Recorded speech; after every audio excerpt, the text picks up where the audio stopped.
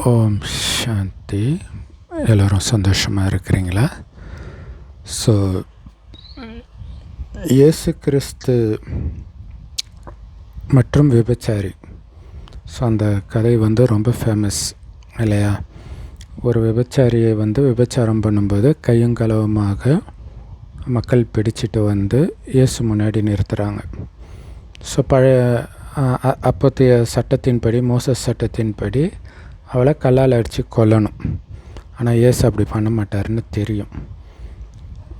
அப்போ அவர் மோசஸ் சட்டத்தை மீறாரு அப்படின்ட்டு அவருக்கு செக் வைக்கணுன்றதுக்காகவே மக்கள் அந்த பெண்ணை அழைச்சிட்டு இந்த மாதிரி கையங்கலவமாக விபச்சாரம் பண்ணும்போது இந்த பொண்ணு பிடிபட்டா இதுக்கு என்ன தண்டனை கொடுக்கலாம் அப்படின்ட்டு இயேசுகிட்ட கேட்குறாங்க.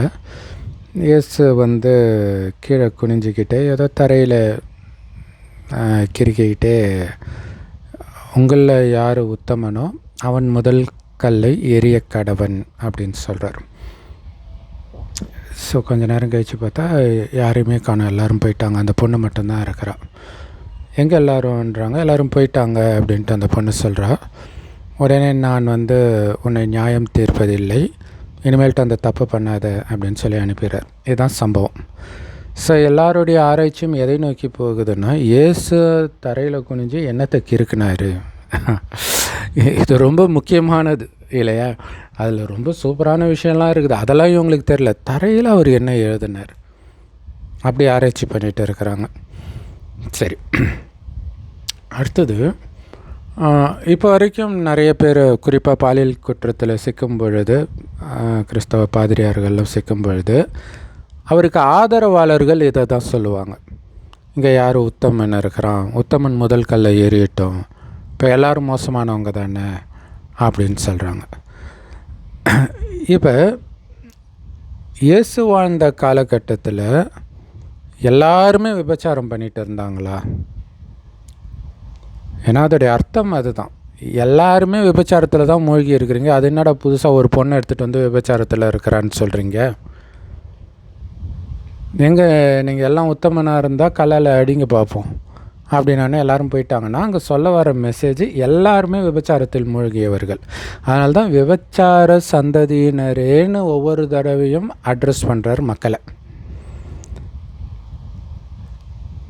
அதே மாதிரி ராமாயணத்துக்கு வந்தீங்கன்னா, ஒருவனுக்கு ஒருத்தியாக வாழ்ந்தவர் ராமர்னு இன்னைய வரைக்கும் புகழ் பாடப்படுது. சின்ன வயசில் இதை கேட்கும்பொழுது எனக்கு என்ன எல்லாரும் ஒருவனுக்கு ஒருத்தியாக தானே இருக்கிறாங்க, இதில் என்ன மகிமை ராமர் ஒருவனுக்கு ஒருத்தியாக வாழ்ந்ததில் அப்படின்னு தோணிச்சு. அப்போ ராமர் காலத்தில் எல்லோரும் பயங்கரமாக ஒருத்தன் பல பேரை வச்சுருந்தானோ அப்படின்னு தோணும். ஏன்னா அவருடைய அப்பாவுக்கு 1000 மனைவின்னு காட்டியிருப்பாங்க. அப்படின்னா என்ன அர்த்தம்னா, அந்த காலகட்டத்தில் ராமர் வாழறார். அந்த காலகட்டத்தில் அவர் ஒருவனுக்கு ஒருத்தியாக இருக்கிறார். ராவணன் கடத்திட்டு போனால் கூட இல்லையா, அவள் உயிரோடு இருக்காளா இல்லையான்னு தெரியல, எந்த தகவலும் கிடைக்கல. ராமர் ராஜா, ஈஸியாக வேறு கல்யாணம் பண்ணிக்கலாம். ஆனால் அப்படி பண்ணாமல் இருந்தார் அப்படின்ட்டு. ஸோ இங்கே இந்த இயேசுவோடைய கதையும் ராமருடைய கதையும் மெயினாக நிறைய விஷயத்த சொல்லுது. ஆனால் முக்கியமான ஒரு விஷயத்த சொல்லுது, அதை யாருமே கவனிக்கலை. அது என்னென்னா, அது எந்த காலகட்டத்தில் நடந்தது. இயேசுவின் காலகட்டத்தில் எல்லாம் விபச்சாரத்தில் மூழ்கலை. ராமரின் காலகட்டத்தில் எல்லாம் 1000 பொண்டாட்டிலாம் வச்சுட்டு இல்லை. அந்த மாதிரி ஊறப்பட்ட மனைவி அல்லது கலத்தொடர்பில் இருக்கிற காலகட்டத்தில் நடந்த கதையை இயேசுவின் கதையாக அங்கே புனையப்பட்டு எழுதப்பட்ட கதை தான் ராமாயணம். அதே மாதிரி எல்லாரும் ஆண்கள் பெண்கள் எல்லாம் விபச்சாரத்தில் மூழ்கிட்டு இருக்கும்போது நடந்த கதையை இயேசு காலத்தில் நடந்த கதையாக புனையப்பட்டு எழுதப்பட்டது தான் பைபிளை தவிர, உண்மையில் இயேசு காலத்தில் அப்படி நடக்கவும் இல்லை. அது இயேசுடைய கதையும் கிடையாது, ராமருடைய கதையும் கிடையாது. ஏன்னா ராமர் வாழ்ந்தது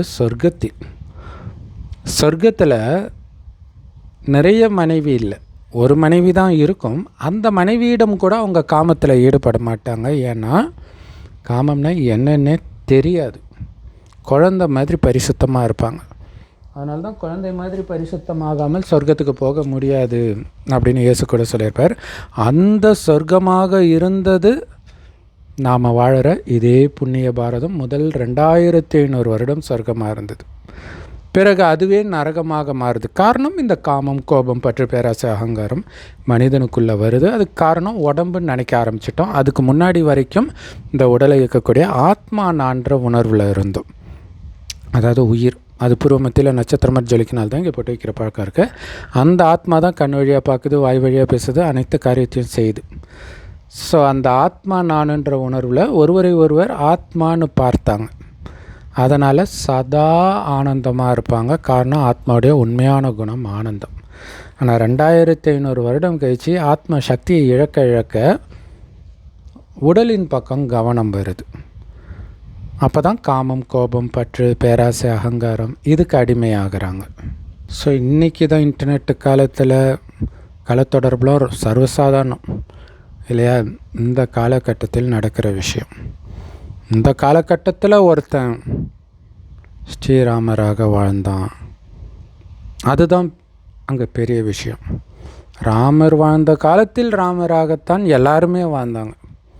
அதாவது ஒருவனுக்கு ஒருத்தியாக தான் வாழ்ந்தாங்க. ஏன்னா இப்போ காமம்னா என்னன்னே தெரியாது. திரேதாயுகத்தில், சத்யுகம் திரேதாயுகம் ரெண்டும் சேர்த்து சொர்க்கம்.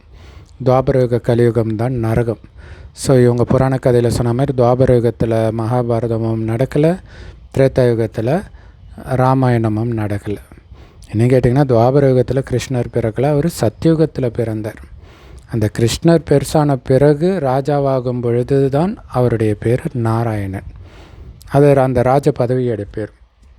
முதலாம் பல்லவன், இரண்டாம் பல்லவன் மாதிரி முதலாம் நாராயணன், இரண்டாம் நாராயணன் 8 நாராயணன் இருப்பாங்க. அவங்கள திருமணம் பண்ண 8 வெவ்வேறு பெண்களை தான் அஷ்டலக்ஷ்மிகள் அப்படின்னு சொல்கிறோம். அதே மாதிரி 12 ராமர் சீதையும் இருப்பாங்க. எந்த சீதையும் எந்த ராவணனும் கடத்தலை. ராவணன் ஒருத்தன் முதல்ல 10 தலையை தூக்கிட்டு எவனுமே கிடையாது. காமம், கோபம், பற்று, பேராசை, அகங்காரம் இந்த 5 விகாரம் ஆணிடமும் இதே 5 விகாரம் பெண்ணிடம் உள்ள இணைந்த ரூபம்தான் 10 தலை ராவணன். இன்றைக்கி எல்லாருக்குள்ளேயும் இருக்கிறான். ஆனால் சொர்க்கத்தில் யாருக்குள்ளேயும் இருக்க மாட்டான். ஏன்னா ஆத்மான்ற உணர்வில் இருந்தாங்க. உடல்ன்ற உணர்வில் வர்றதுனால தான் இந்த பிரச்சனை. ஸோ இப்போ அந்த ராவணனை அழிக்கிறதுக்கு இறைவன் வந்திருக்கிறார். அதை அங்கே ராமர்னு காட்டிட்டாங்க.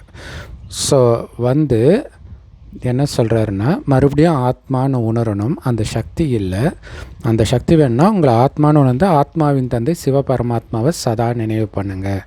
அவரை தான் பரமபிதான கிறிஸ்தவர்களும் அல்லான்னு முஸ்லீம்களும் சொல்கிறாங்க, கடவுள் ஒருவரே. ஸோ அவர் தான் மனித உடல் எடுக்கிறது கிடையாது, குழந்தையாக தாயின் கர்ப்பத்தில் பிறக்கிறது கிடையாது. அதனால தான் லிங்க ரூபத்தில் சிவனை நாம் பூஜை பண்ணுறோம். ஸோ அதெல்லாம் பக்தி மார்க்கம். இப்போ இறைவனை செவ்வானத்தில் நட்சத்திரம் மாதிரி நினைவு பண்ணிக்கிட்டே இருக்கணும். இறைவன் கொடுக்குற ஞானம் எல்லா பிரம்மகுமாரிகள் ராஜயோக தியான நிலையத்திலும் முற்றிலும் இலவசமாக கிடைக்கிது. யூடியூப் வெப்சைட்ஸ்லேயும் இருக்குது. அதோடைய லிங்க் இந்த வீடியோக்கு டிஸ்கிரிப்ஷனில் கொடுக்குறோம். அவசியம் பார்த்து பயன்பெறுங்கள். ஓம் சாந்தி. தேங்க்ஸ் ஃபார் வாட்சிங். ஸோ எப்படி காமத்தை வெல்றது? இறைவனின் நினைவிலிருந்து உடல்ன்றதே மறந்து ஆத்ம உணர்வுக்கு வரும்போது ஒருவர் ஆத்மான்னு பார்க்குறது, இதுக்கெல்லாம் பயிற்சி பண்ணிக்கிட்டே இருக்கணும் நீண்ட காலமாக. அப்போ தான் கொஞ்சமாக உடலை பார்க்குற அந்த பார்வை மாதிரி கண்ணுக்கு தெரியாத ஆத்மா பூர்வ மத்தியில் உங்களுடைய கவனம் நிலைச்சிருக்கும். ஸோ அப்போ எவ்வளோ காமத்தை தூண்டக்கூடிய சூழ்நிலை வந்தாலும் உங்கள் மனம் எந்த அளவுக்கு ஆடாமல் அசையாமல் இருக்குதோ அந்த அளவிற்கு சொர்க்கத்தில் உயர்ந்த பதவியாகிய ஸ்ரீ நாராயணன் பதவியை நீங்கள் அடைவீங்க.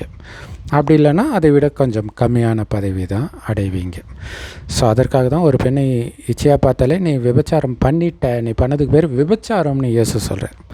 ஸோ மொத்தத்தில் காமத்திற்கு எதிராகத்தான் எல்லா மதங்களும் உருவாக்கப்பட்டு இருக்குது. இதை யாருமே புரிஞ்சிக்கிறது கிடையாது. ஆனால் மதங்களை கடவுள் உருவாக்கலை, மனிதர்கள் தான் உருவாக்கியிருக்கிறாங்க. அதில் இந்த ஞானம் இருக்குது. கூடவே வன்முறை இந்த மாதிரி விஷயங்கள்லாம் கலந்துடுச்சு. ஸோ அப்போ மனிதர்கள் வன்முறையை பிடிச்சிட்டாங்க, தூய்மையாக இருக்கணுன்றதை விட்டுட்டாங்க. ஸோ கடவுளே நேரடியாக இந்த ஞானத்தை சொல்லும்போது தான் நமக்கு தெரியுது, அவர் 5000 வருடத்திற்கு ஒரு முறை தான் வருகிறார், இந்த ஞானத்தை கொடுக்கிறார். இந்த 5000 வருடத்தை ஒரு கல்பனும் இதில் என்ன நடக்குதோ அதே தான் திரும்ப நடக்கும். ஸோ இப்போ இறைவனை பிடிச்சிங்கன்னா இறைவனின் வழிபடி நடந்து சொர்க்கத்துக்கு வரலாம். இப்போ இறைவனை நிராகரிச்சிங்கன்னா ஒவ்வொரு கல்பத்திலையும் நிராகரித்து சொர்க்கத்துக்கு வரமாட்டீங்க. அதுதான் அவர்கள் நிரந்தர நரகத்தில் தள்ளப்படுவார்கள், நிராகரிப்பாளர்கள் அப்படின்ட்டு குரானில் கூட போட்டிருக்கோம். ஸோ அந்த மாதிரி காஃபிராக மாறாமல் இறைவனை பிடிப்பவராக மாறுங்க. அப்படி இறைவனை பிடிக்கிறவங்கள தான் பாண்டவர்கள், இஸ்ரவேலர்கள், உம்மீன்கள் அப்படின்ட்டு ஒவ்வொரு மதத்திலும் சொல்லப்பட்டிருக்கு. அது உண்மையிலே எல்லாமே பிரம்மகுமாரிகளை குறிக்கிற விஷயம். ஓம் சாந்தி. தேங்க்ஸ் ஃபார் வாட்சிங்.